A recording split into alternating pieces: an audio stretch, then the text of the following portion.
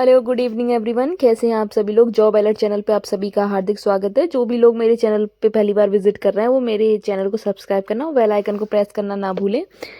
तो इतनी रात में वीडियो बनाने का एक रीज़न है कि जैसे कि आपको पता है कि यूपी टेट का नोटिफिकेशन आउट हो चुका है, लेकिन उस नोटिफिकेशन में एक पॉइंट ऐसा भी दिया गया है जिसकी वजह से लोग काफ़ी कंफ्यूज हैं। मेरे पास कई लोगों के मैसेज और कॉल आए कि ये क्या है, तो उन लोगों को कन्फ्यूज़न हो रहा था। तो मैंने सोचा उनकी तरह और भी लोग होंगे जिनको कन्फ्यूज़न होगा, तो चलो पहले उस कन्फ्यूज़न को क्लियर कर लेते हैं।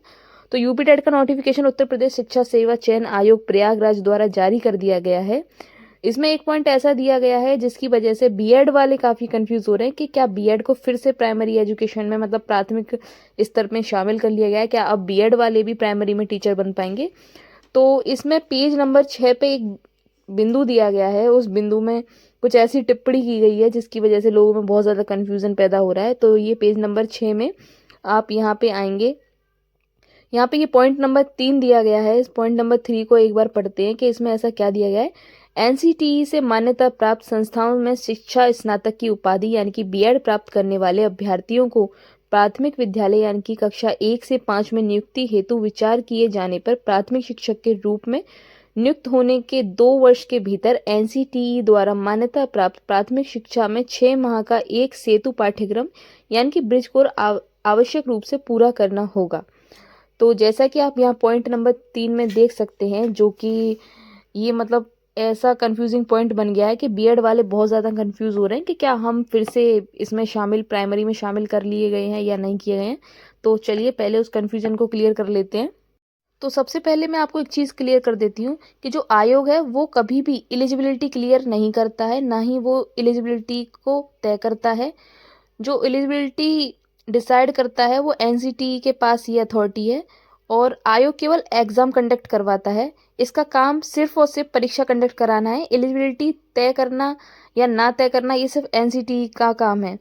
और इसके अलावा माननीय सुप्रीम कोर्ट ने एनसीटीई की एक गाइडलाइन भी दी थी। एनसीटीई ने माननीय सुप्रीम कोर्ट के दिनांक 11 अगस्त 2023 के जजमेंट के बाद से सभी राज्यों के सेक्रेटरी और एजुकेशनल डिपार्टमेंट के ऑफिसर्स को एक डिटेल नोटिफिकेशन के माध्यम से यह सूचना दे दी थी कि बीएड अभ्यर्थी अब माननीय सुप्रीम कोर्ट के 11 अगस्त 2023 के जजमेंट के बाद से प्राइमरी के लिए एलिजिबल नहीं होंगे। इसके बाद में आपको एक चीज़ और क्लियर कर देना चाहती हूँ कि जैसे कि आप लोगों को पता होगा कि बीएड को पहले ही प्राइमरी में बाहर कर दिया गया है। और एक वैकेंसी आई थी, आपको शायद याद हो, 2011-12 में, शायद मेरे को एग्जैक्टली पता नहीं है, 72,825 वैकेंसी या 72,000 के समथिंग वैकेंसी थी जब प्राइमरी के लिए बीएड अभ्यर्थी एलिजिबल नहीं थे।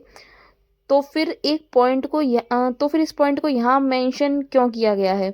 हालांकि अगर आप 2010 का नोटिफिकेशन देखेंगे एनसीटी का, तो उसमें साफ तौर पर मेंशन किया गया है कि पहले के अभ्यर्थी, जहां जैसे पहले क्या होता था कि अगर डीएलएड के पर्याप्त संख्या में अभ्यर्थी नहीं होते थे तो वहां पर एजुकेशनल क्वालिफिकेशन में रिलैक्सेशन दिया जाता था। जैसे उत्तर प्रदेश की 72,825 वैकेंसियों को आप ध्यान से देखेंगे ना, तो वहाँ 2011-12 में ऐसा होता था कि उस समय उत्तर प्रदेश में डीएलएड की पर्याप्त संख्या नहीं थी और वैकेंसी बहुत ज़्यादा थी। तो 72,000 वैकेंसी थी, तो उस समय राज्य सरकार ने आरटी एक्ट 2009 की धारा 23 की उपधारा में यह मेंशन किया है कि अगर किसी राज्य में न्यूनतम शैक्षिक अर्हता से संबंधित अभ्यर्थियों की संख्या की कमी है तो वहां पर राज्य सरकार स्पेशल परमिशन लेकर कुछ ढिलाई दे सकती है। इसी के अंतर्गत 72,825 वाली जो वैकेंसी थी, बीएड को अलाउ किया गया था उस वैकेंसी में। और इस नोटिफिकेशन में मुझे लगता है सेम नोटिफिकेशन कॉपी पेस्ट कर दिया गया है। तो 2018 में एनसीटी ने बीएड को शामिल करने के लिए एक गजट नोटिफिकेशन लाया था। तो माननीय सुप्रीम कोर्ट ने जो गजट नोटिफिकेशन रद्द किया वह ये वाला 2018 वाला रद्द किया था। आरटीआई एक्ट में धारा 23 की उपधारा 2 अभी भी वैलिड है। आयोग चूंकि पहली बार यह परीक्षा कंडक्ट करा रहा है, क्योंकि उन्होंने क्या किया है कि पुराना जो यूपी टेट का नोटिफिकेशन था उसमें पॉइंट को हूबहू उठाकर यहाँ पर कॉपी पेस्ट कर दिया है। उन्होंने इन चीज़ों को क्रॉस वेरिफिकेशन नहीं किया है कि बीएड प्राथमिक में है या नहीं है। अभी भी वही सेम नोटिफिकेशन यहाँ पे इन लोगों ने कॉपी पेस्ट कर दिया है, जिसकी वजह से ये कन्फ्यूज़न बना हुआ है।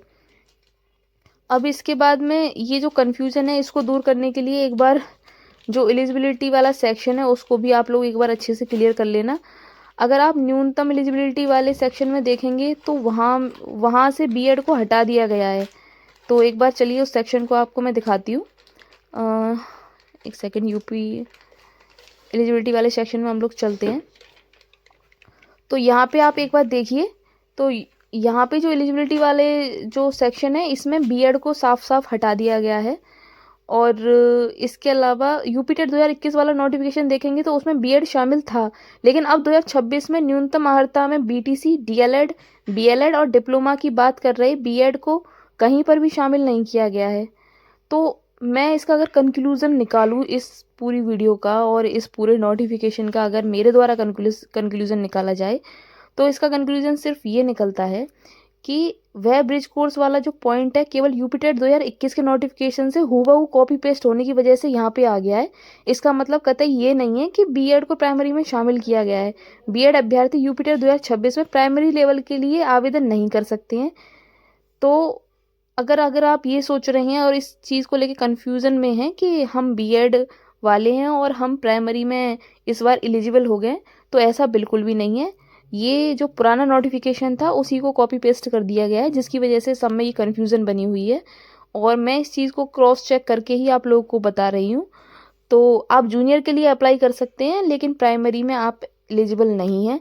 तो होपफुली आप लोगों के जो भी डाउट थे वो क्लियर हो गए होंगे। और इस नोटिफिकेशन में जो पॉइंट गलती से मेंशन हुआ है वो भी पॉइंट आपको क्लियर हो गया होगा। तो अगर कोई भी और कन्फ्यूज़न हो तो आप मेरे को पर्सनली कमेंट करके पूछ सकते हैं। और इसके फॉर्म स्टार्ट होने के बाद जिसको भी इसके फॉर्म को फिल करने में कोई भी प्रॉब्लम होती है या किसी भी तरह की कोई जानकारी चाहिए तो आप मेरे को पर्सनली कांटेक्ट कर सकते हैं।